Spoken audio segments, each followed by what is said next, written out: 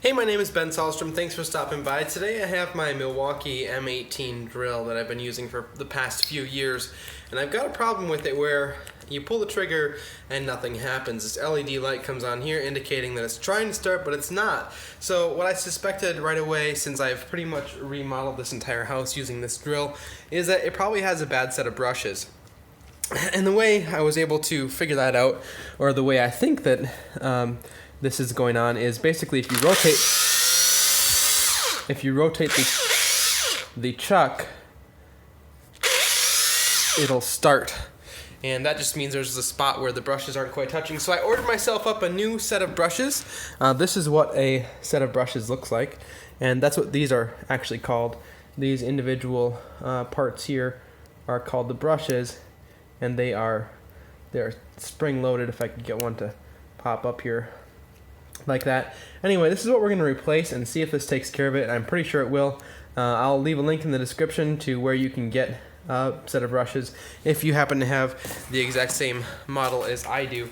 The model on this one is, I believe, 2602-20, if I'm reading it correctly. So we'll break this down and show you how it goes. Now it's going to take a Torx screwdriver in order to remove most of the screws on this guy. We're going to start by removing this cap off the back and keep close track of where all of the screws went and just lay the stuff out as you disassemble it. Now this goes without saying, but obviously remove the battery before you disassemble it. Now we're going to remove this cap here. Now I got the screws loose. And there you can actually see the brushes already. Now the tragic part is that we can't just pop this off of here, right now. We actually have to split the drill in order to access where this is at here. It would almost be tempting, if there was a way to get this out, to just cut these wires off here and resolder them, but I think we're going to go ahead and split it because I'm pretty sure that's the proper way to go about it. All these screws here are the same length, so I'm safe to take them out and just set them to the side. Alright, now I'm going to take these ones that are on the forward facing side here, here, and here out. Now these ones are a tiny bit different lengths, so you're going to want to keep track of where those ones are at. Alright, we're going to attempt to split the drill now. So we've got the two halves somewhat separated.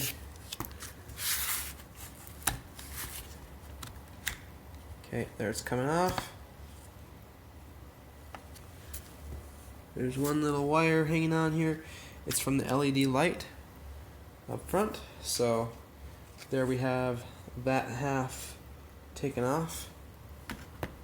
So we can see a little bit closer here now where these wires go for the brushes. So we're going to now slide. We're just going to leave everything where it's at here.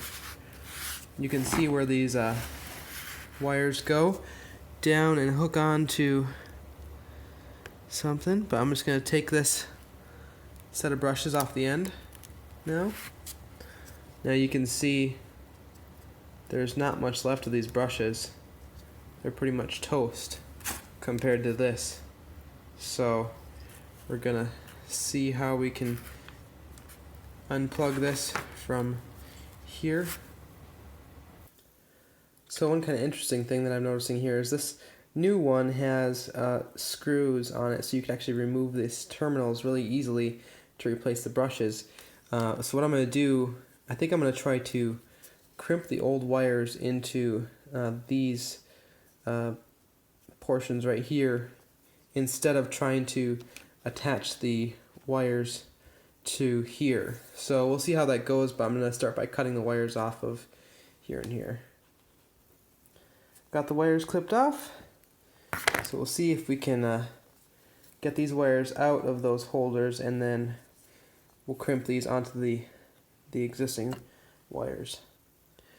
Alright, so the way this ended up working here is not how I was hoping it would, but I think it's going to work, and I'm willing to take the risk. Basically, I took that little piece, so this wire is not connected yet, and I wanted to get the new wire crimped into, or the old wire crimped into that piece, but it didn't work out so well. I couldn't get it open, so what I'm doing instead is I'm using that little piece kind of just like as a washer, and I'm clamping it down on top of the old wire, and it's pretty nice and secure in there, and I think it'll be okay. You can see on the red wire there how it's in there, but preferably you'd want to hook this up directly, either get it crimped there or go all the way back to here and solder the connections if possible. But this is how I'm going to do it, because this is what I have time for right now, so I'll let you know if it doesn't work, but I think it's going to be okay. Alright, there we got them both connected up, and I'm going to go ahead and try to slip this back over the end of the motor. I'm going to have to push all 4 of these brushes out while I do it, and we'll see how that goes. Get my finger in there. There we go. And now it's just a matter of getting it to slide all the way past.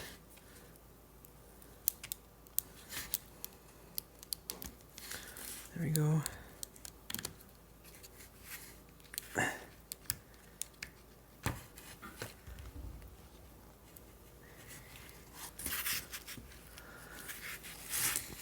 Looks like I kind of have to lift this up a little bit. There we go.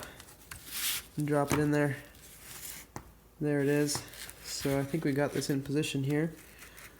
I'll double check and make sure, but I think we're close. So there are little notches that this sits in, and it should be nice and secure once you finally get it to latch in. And then also make sure these wires are pushed all the way down into this this notch here. Otherwise you'll end up with problems when you try to close it back up. So now we're going to go ahead and begin reassembling, and should be pretty straightforward. And go ahead and bring the side cover on first and work it from there.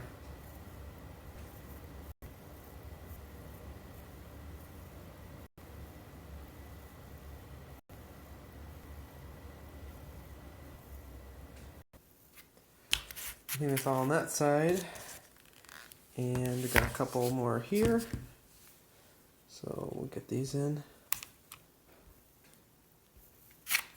And finally we're going to put the back cover on, make sure that that all looks good, and I think it looks pretty fantastic. See, there's a little bearing right here that actually rests in this back part of the drill, so you actually need this cover on for it to operate correctly. So we'll go ahead and get these screws put in. So there we go, all the screws are in. Let's make sure that this works good here. That seems fine. Trigger pulls fine, lights in place there. Everything looks good. This shifts okay.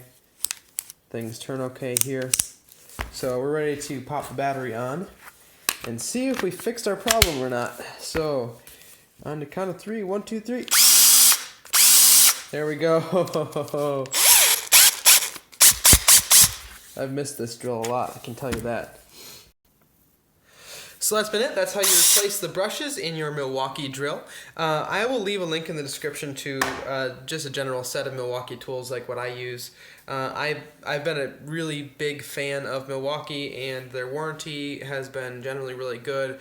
This is something that's not technically covered under warranty with the brushes going bad, because every single drill is going to have the brushes go bad eventually. So it's just a matter of you replacing them yourself or having them do it. But you can do it yourself pretty easily, and this part's only about $15 or so. So anyway, thanks for watching. I hope this helped you out. If it did, please rate the video up and subscribe down below for more helpful videos, and hit that little bell icon if you want to be notified about future videos. Thanks again, and we'll talk to you in the next video.